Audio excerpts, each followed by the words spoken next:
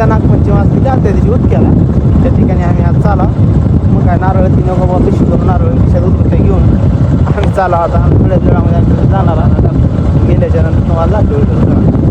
तर मंडळी राम सर्वांचं स्वागत आहे आपल्या वेदाळा कट्ट्यामध्ये. मी तुमचा रतन महाराज. आपल्या नवीन ब्लॉगमध्ये आज आपलं स्वागत आहे परत एकदा. कारण आज आलो होतो बघा उदक्याला. कसं काय तर उदक्याची नागपंचमी आहे. सर्व नागपंचमी जी आहे ती उद्या असते, परंतु उदक्याचे असं नियोजन असते की एक दिवस अगोदर असते. मग काय तुम्ही जर पाहता तर आमचे परमित्र सुमित, मी, आम्ही सर्व आमची गाडी ती घेऊन आल्याच्यानंतर तुम्हाला दाखवतो. म्हणल्याप्रमाणे अतिशय छान पद्धतीने तुम्ही जर पाहता चाललं नागदेवताचं मंदिर आहे उदक्याच्या जुन्या गावात. आणि बघा इकडं सर्व जुनं गाव होतं. हे जुनं गाव आता महाराष्ट्र शासनाच्या ताब्यात गेल्यामुळं इथले घरातील पावण्या ठिकाणी वन विभाग करण्याचं नियोजन शासनाचं चालू आहे.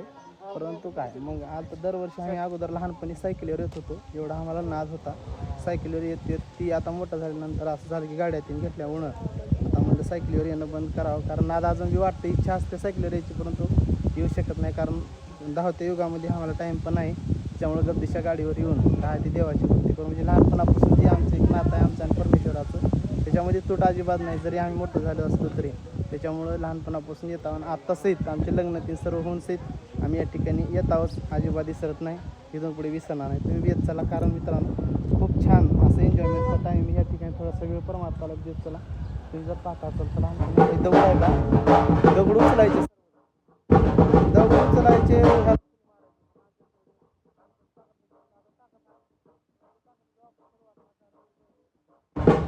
उचलता काय झालं गेलं हे वाटते म्हणून उचलत नाही मित्रांनो.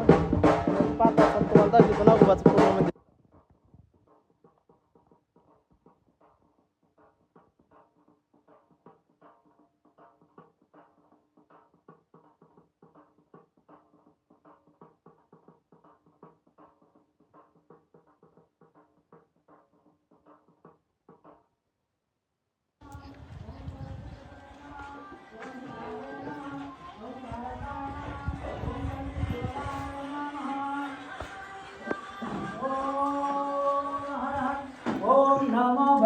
रुद्राय शिवाय पशुपतींचे नमः.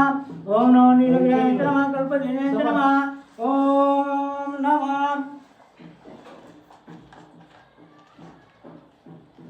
ओम हर हर. ओम नमो भैरवाय शिवाय रुद्राय स्थानाय पशुपतींचे नमः. ओम सिद्धकंठांचे नमः. कल्पदिनेंचे नमः. प्रियेशांचे नमः. नमो मोक्षांचे नमः. सत्यानारायण धन्यांचे नमः. वीरांचे नमः. वेंकटांचे नमः. मेनांचे नमः. सुमितला लागलं सेवा करण्याचं काम. आता नारळ सोलायचं बरं ते आणलं मी आपल्याला सोलायचं. तुम्ही थोडा तुम्ही सोला. चला मित्रांनो तुम्ही पाहू शकता काही दगड आहे की नाही सुम्या. लहानपणी दगड कसले उचलत होती सुभाष ती आमच्या गावातलं सुभाष का अगोदर दोंडा आहे तसंच आहे जाग्यात. कारण का तर असं ते वरचीवर ही एक रहस्य बनून जाते. कारण ताकद 2 माणसं मरून चालले आणि नौजवान पोरवाच्या अंगात काय रक्त नाही उचलायसारखं.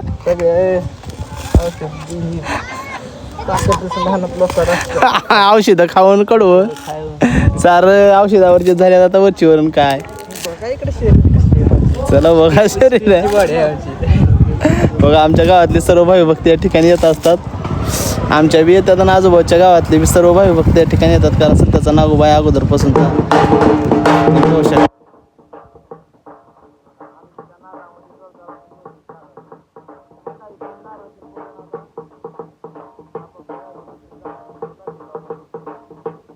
जर कोणाला नारळ उदबत्त्या साखर फुलं बेलफुल पाहिजे असलं तर या ठिकाणी उदक्याला या उदक्या जवळ तुम्ही पाहू शकता. या ठिकाणी नागदेवताचं मंदिर आहे.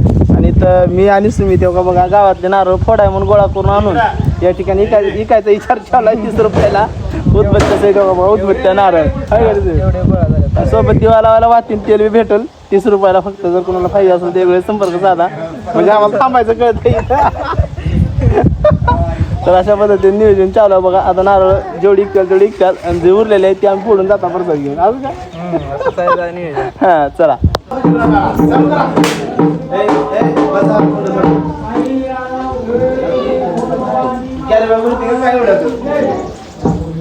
माझी पाणी पाण्यासाठी हा ना तोपर्यंत चालू होते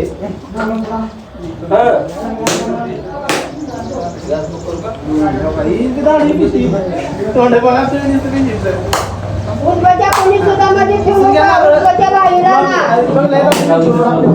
आईचं ठेवा दिव्यापाशी उंबरच्या. लोकांच्या तिथे काढा ना. लोकांच्या काय बघा ते लोक जातात. बघा पाणी जातं या ठिकाणी छान पद्धतीने पाणी कोरडं आहे चालतंय ब्लॉग चालू आहे बाजूला व्हिडिओ बाचे सरका या महाराज लोकांना जायचं.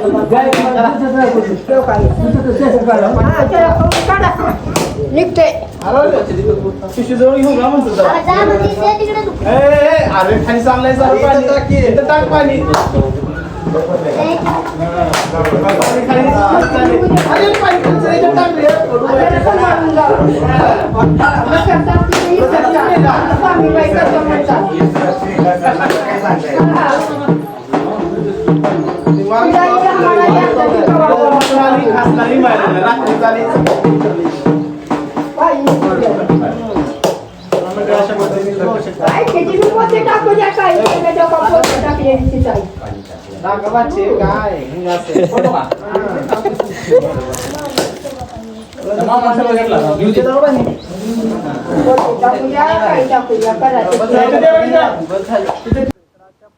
आता आम्ही तिथून नागोबाचं मस्त पाणी पिऊन मस्त एन्जॉय करून इथं आलो आमच्या लक्ष्मीच्या मंदिरात, जी की आमच्या उत्तर रोडला आहे आणि आमच्या पूर्ण शेतावाच्या शेजारची आमची लक्ष्मी माती महालक्ष्मीचं मंदिर आहे. इथं काय नंबर 1 मेन स्मितला दर्शन घेऊन आता इथं आमचं चालणार आहे बाहेरल्या साईडला का इथं नारळ खाण्याचा कार्यक्रम.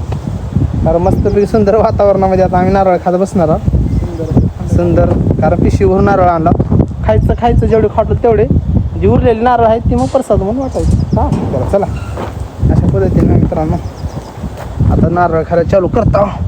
त्याच्यात आमचे परम मित्र पाटील रामेगावचे आम्हाला सापडते वारीतले आमचे, त्यांच्यासोबत एक फोटो घेतला मित्रांनो. चला कसा वाटला छोटासा ब्लॉग आजचा आपला नक्की सांगा.